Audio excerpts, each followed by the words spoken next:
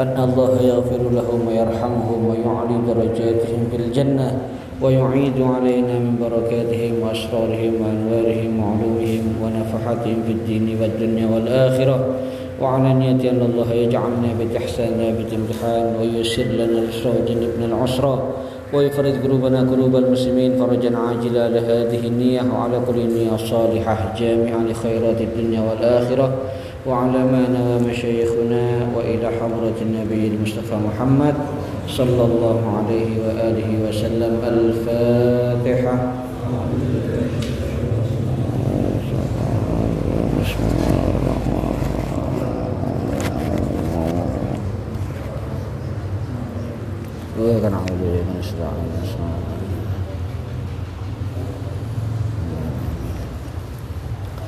Assalamualaikum warahmatullahi wabarakatuh.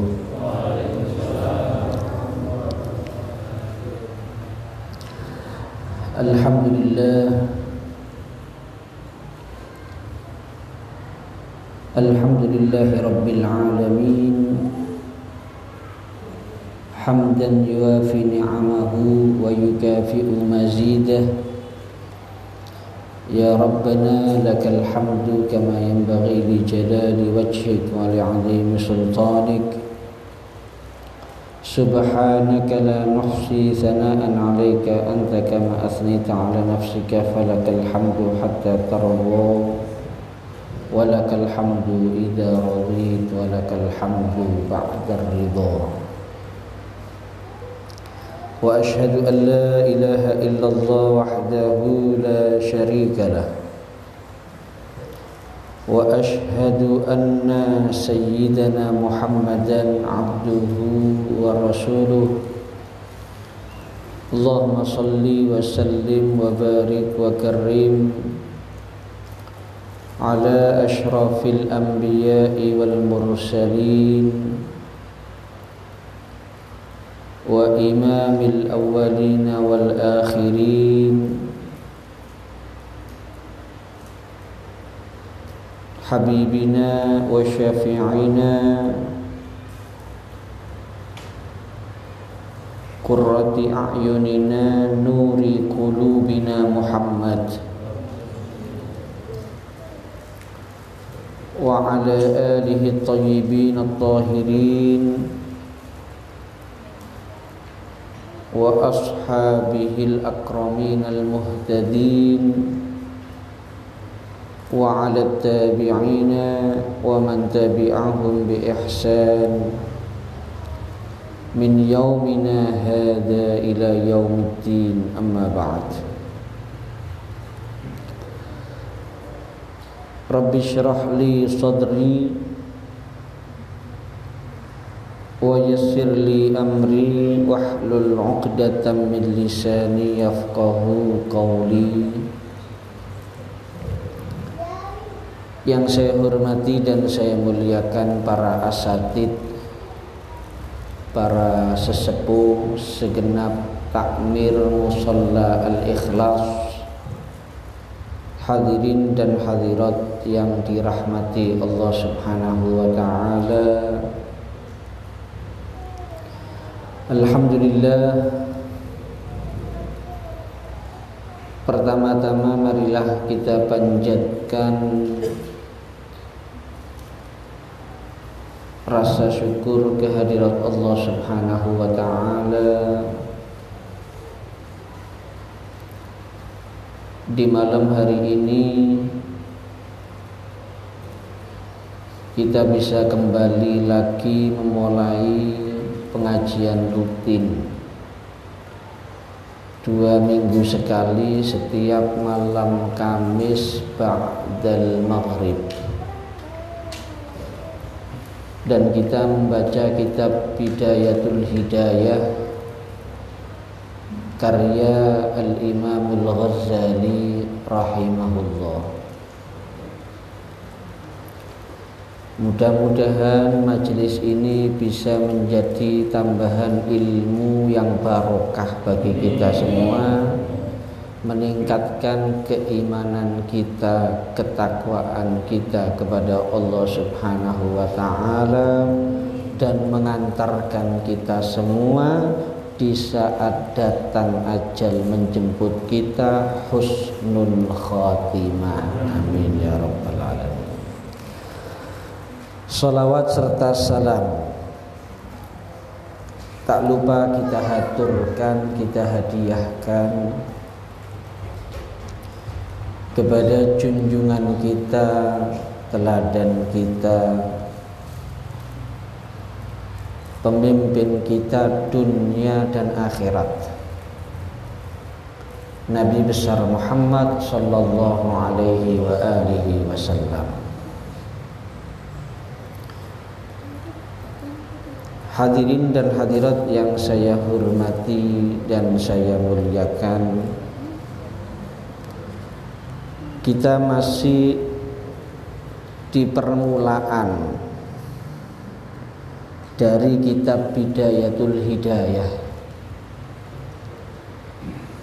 di mana di permulaan kitab ini Al-Imamul Ghazali radhiyallahu anhu memberikan arahan kepada kita, bimbingan kepada kita agar kita dalam mempelajari ilmu atau menimba ilmu meluruskan niat.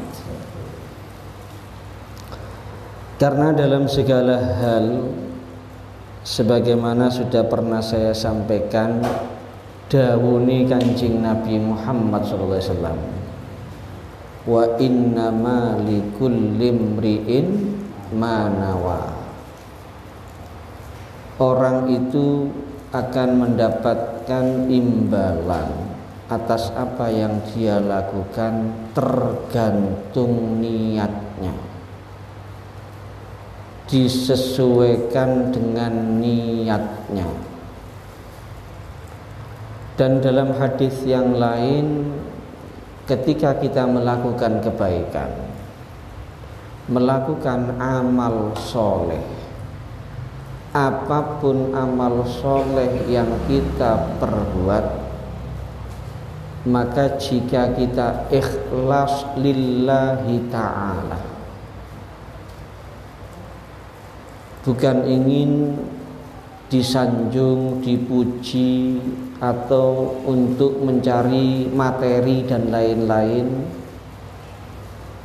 maka ketika kita ikhlas seperti itu, insya Allah amal soleh yang kita perbuat diterima oleh Allah Subhanahu wa ta'ala. Tapi sawaliane lek mboten ikhlas, maka walaupun itu ibadah, walaupun itu kebaikan, ditolak oleh Allah Subhanahu wa ta'ala. Oleh karena itu, dalam kitab Bahjatul Wasail, kitab Bahjatul Wasail niku syarahnya kitab Risalatul Jami'ah, ada satu hadis Nabi SAW. Beliau bersabda, akhlisu a'malakum lillah fa innallaha la yaqbalu illa ma khalas. Ikhlaskan amal kalian hanya untuk Allah. Sudah, jangan untuk manusia. Lek kepengin dilem ya oleh lem-leman tok iku. Panjenengan masya Allah, panjenengan hebat, panjenengan sae, panjenengan luar biasa. Ya iku wis peken lem-lemane wong. Ikhlaskan amal kalian hanya untuk Allah.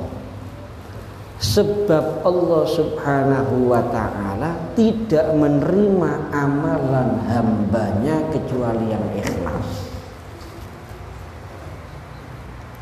Oleh karena itu, ketika orang itu ikhlas, para hadirin, tenang, ono sing ngilokno gak direken jarno ngilokno, ono sing ngelem yo ndak dipikiri, dilem ndak dilem ya ndak dipikiri.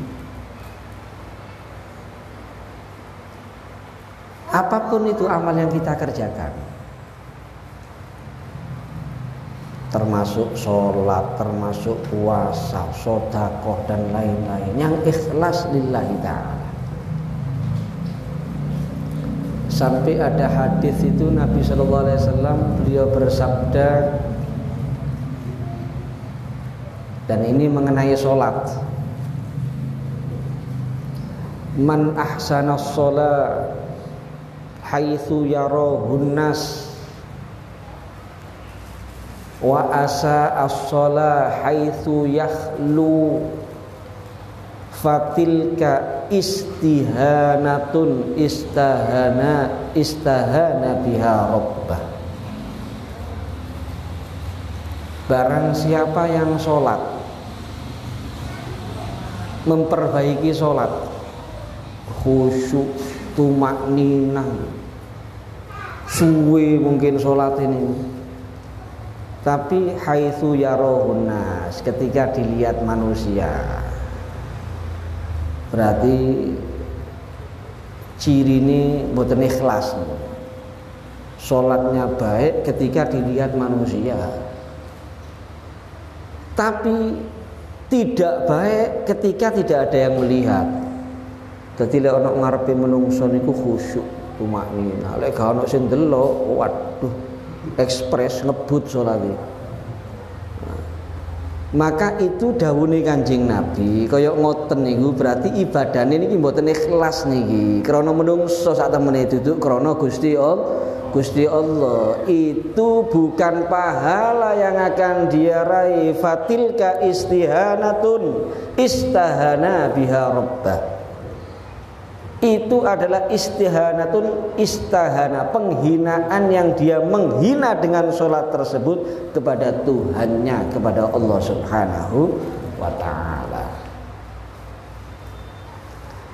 Jadi ikhlas ini satu hal yang sangat penting. Sampai sebagian orang itu para hadirin, ketika dia sedekah krana wedi boten ikhlas niku, sampai sebagian mereka kalau mau sedekah sing disedekoi niki cari orang yang buta. Jadi sing diparingi niku sing disedekoi sing boten ketinggal mripate, sehingga dia enggak tahu siapa yang ngasih kepada dia. Saking kuatire kecampuran riya sampai kaya ngoten.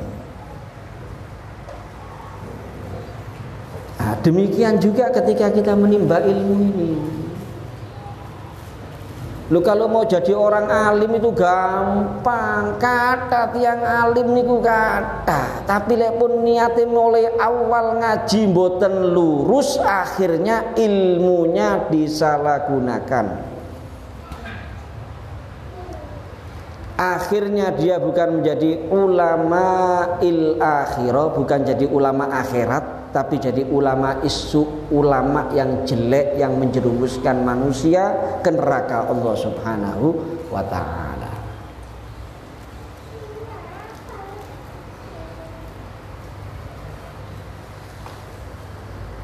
Nah, ketika kita sudah niat kita baik dalam kita menimba ilmu, maka fadhail, keutamaan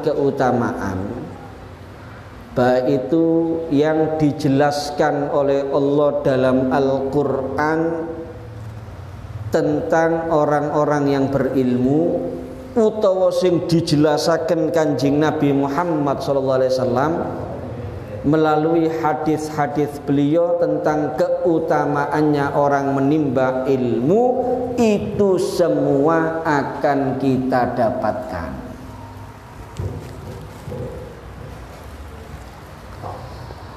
Termasuk dijelaskan kalau orang itu menimba ilmu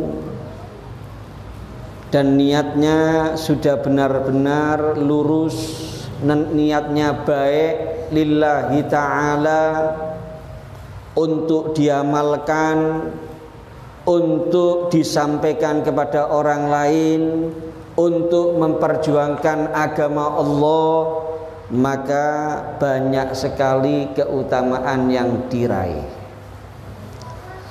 Di antaranya Kanjeng Nabi Muhammad SAW dawu mayyuridillahu bihi khairan yufaqihu fiddin.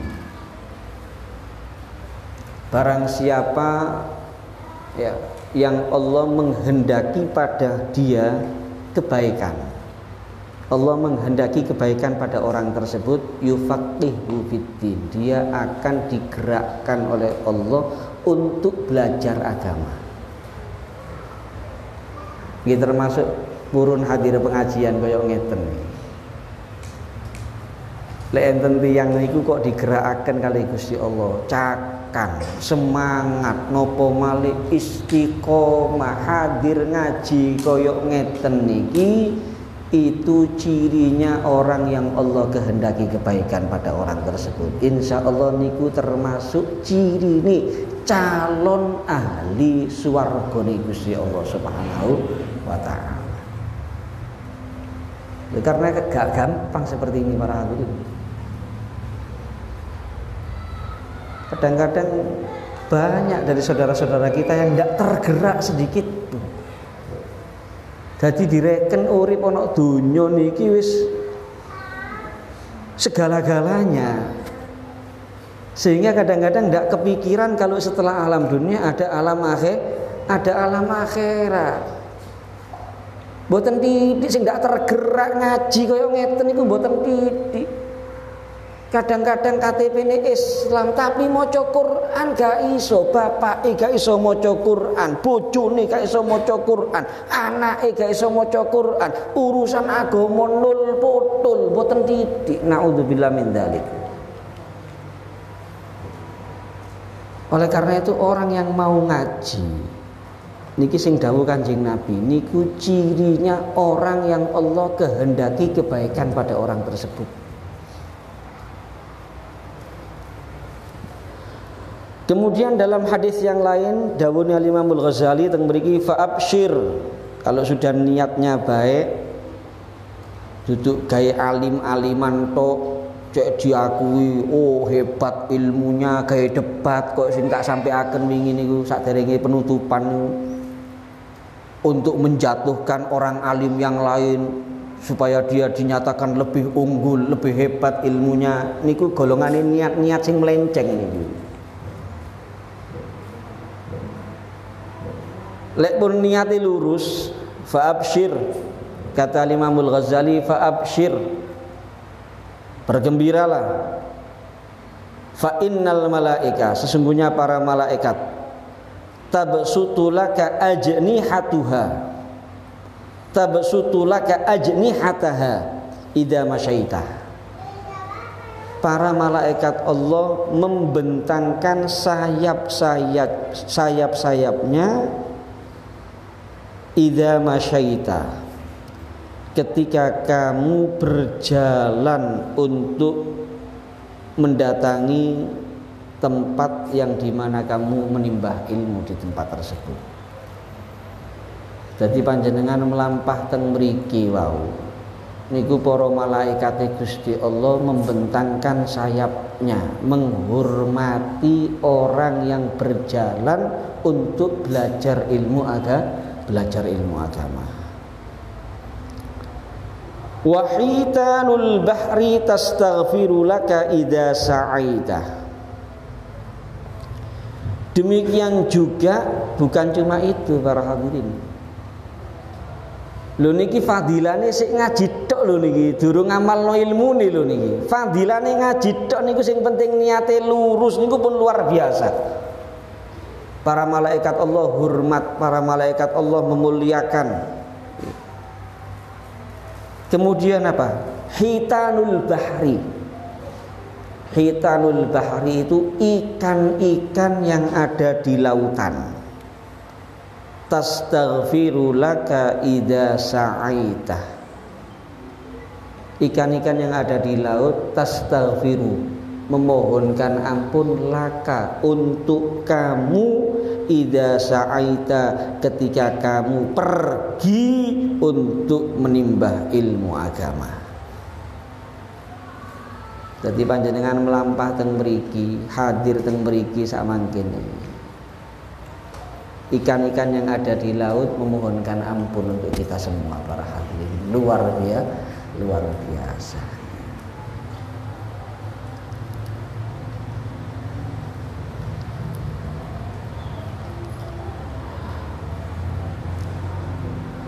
Walakin yang bagi laka an ta'lama qabla kulli syai'in annal hidayah allati hiya thamaratul ilm laha bidayah wa nihayah. Cuma kita ini juga perlu mengetahui para hadirin dan hadirat yang dirahmati Allah,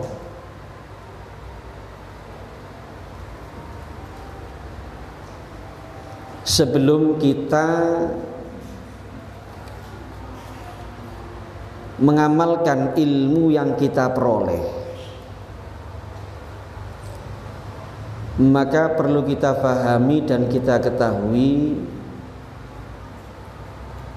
bahwasannya hidayah dari Allah sehingga kita bisa beribadah, beramal soleh, berbuat baik. Allati hiya thamaratul ilm, yang dimana ibadah dan amal soleh itu buahnya ilmu. Laha bidayah, ada permulaannya, wa nihayah, dan ada puncaknya. Niku kula njenengan kudu paham. Jadi sebelum kita masuk untuk mengamalkan ilmu, kita harus pahami bahwasannya ilmu itu punya dua, punya bidayah, permulaan. Apa permulaannya? Yaitu yang disebut dengan asy-syari'ah wa thariqah. Syariat, aturan-aturan yang diatur oleh Allah melalui Kanjeng Nabi Muhammad SAW. Ya, ilmu yang zahir itu, teori-teori yang ada di kitab fikih khususnya, itu namanya bidayah. Kemudian juga ada nihayah. Nihayah ini adalah yang disebut al-haqiqah, sampai orang itu betul-betul dia itu sudah tenggelam, ya, dan betul-betul mengenal Allah Subhanahu wa ta'ala, merasakan nikmatnya ibadah dan lain-lain. Itu namanya nihayah. Wa zahirun wa batin, ada zahir, ada batin. Bidayah itu bisa disebut ilmu zahir, teorinya. Nihayah itu bisa disebut ilmu batin. Oleh karena itu, teori ini juga harus tidak bisa ditawar para hadirin. Tidak mungkin orang itu bisa sampai ke puncaknya tanpa ada permulaannya. Tidak mungkin orang itu bisa, ya, betul-betul mencapai batin sebelum dia melalui yang zahir. Jadi gak iso yang ibadah mboten ngerti ilmu, gak iso. Mau sholat misalnya, oh saya sudah ilmu hakikat saya, ya. Keadik teori ini sholat niku mboten dipelajari misalnya, nggak bisa seperti ini. Tetap dia itu harus terlebih dahulu mempelajari ilmu yang zahir. Nggih. Teori-teori niki nggih wajib difahami. Makanya kula sering nyampeaken dawuni Al-Imam Ibnu Ruslan. Siapa Imam Ibnu Ruslan? Pengarangnya Nadhom Zubat. Beliau menyatakan di situ apa? Wa kullu man bi ghairi ilmin ya'malu a'maluhu mardudatun la tuqbalu. Kalau ada orang dia beribadah tanpa dilandasi ilmu, maka amal perbuatan dia mardudatun, ditolak, la tuqbalu, tidak diterima oleh Allah Subhanahu wa ta'ala. Enten tiang sholat nih, tiang sholat misalnya sebenarnya singkat karena ndak tahu ngaji, pokoknya melok-melok terus. Ben sholat ndak tahu maca Fatihah. Ya napa kira-kira sholatnya? Ya ndak sah. Ndak bernilai sholat itu. Hitungannya apa? Olahraga. Ono wong poso tapi bendalu gak tahu niat misalnya. Ya gak sah posone. Oleh karena itu teori yang disebut atau diistilahkan oleh Al-Imam Al-Ghazali dalam kitab ini sebagai bidayah itu tidak bisa ditawar, harus kita pelajari. Ya, karena apa? Wala wusula ila nihayatiha illa ba'da ihkami bidayatiha. Enggak mungkin orang itu sampai ke puncak kecuali kalau dia itu telah melewati permulaannya. Tidak mungkin dia itu bisa masuk ke dalam ke batin illa ba'dal wuqufi ala dhahiriha.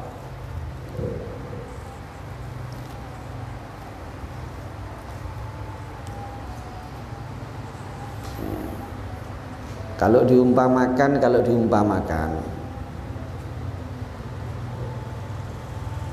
bidayah atau syariah tadi, bidayah itu kan sama dengan syariat, teorinya tadi itu kalau diumpamakan seperti perahunya safinah ya. Kemudian hakikatnya itu apa? Permata-permata yang ada di lautan tersebut. Oleh karena itu tidak mungkin orang itu bisa untuk meraih permata-permata yang ada di lautan tersebut kecuali ketika dia itu melewati lautan tersebut dengan menggunakan perahu tadi. Lek diumpamakan malih ya seperti makanan lah, yang ada kulitnya, klopo, jeruk, nggak mungkin panjenengan iso ngutik jeruke wau niku kecuali kulite dikonce. Katimangan rambutan langsung dipangan ya ndak iso. Nggak mungkin bisa ngutik rambutane, nyekel rambutane kecuali kulite dikonce. Demikian juga tidak mungkin kita ini bisa betul-betul mencapai ilmu batin, kita merasa nikmat hubungan dengan Allah, mengenal Allah, kecuali kalau kita menguasai ilmu zahir dulu. Makanya seakan kadang-kadang ana wong sik kait ngaji setitik ae wis wadus ilmu batin tok koyo wis putus, hebat hubungan sama Allah. Jangan dulu. Ilmu zahirnya ini betul-betul ya dimatengkan, insya Allah nantinya akan dimudahkan oleh Allah untuk mendapatkan ilmu batin. Maka ini Ki Imam Al-Ghazali teng kitab niki ini namanya Bidayatul Hidayah. Ini pemula ini bagi kita. Ini teori-teorinya ibadah yang banyak di sini nanti. Kita pelajari ini, insya Allah dengan kita pelajari ini, niat kita amalkan, insya Allah kita dapat ilmu yang lain nantinya. Ini saja, kita sambung lagi di pertemuan yang akan datang. Mudah-mudahan manfaat, kurang lebihnya mohon maaf. Assalamualaikum warahmatullahi wabarakatuh. Ada permintaan barokah Fatihah untuk yang sedang sakit, yaitu namanya siapa? Ahmad Sotik bin Solihan. Ahmad Sotik bin Solihan. Sudah, sama siapa lagi? Annallaha yashfihi wa yu'afihi wa yarzuqhu kamal as-sihhah wal afiyah adh-dhahira wal batinah. Allahumma ya syafi ishfi anta syafi wa afi antal muafi la shifaa illa shifaa'uk shifaa'an la yughadiru saqaman wa la alama ala hadhihi ni'a wa ala kulli ni'a salihah jami'a li khairati dunya wal akhirah wa ila hadratin nabil mustafa Muhammad sallallahu alaihi wa alihi wa sallam. Al-Fatihah.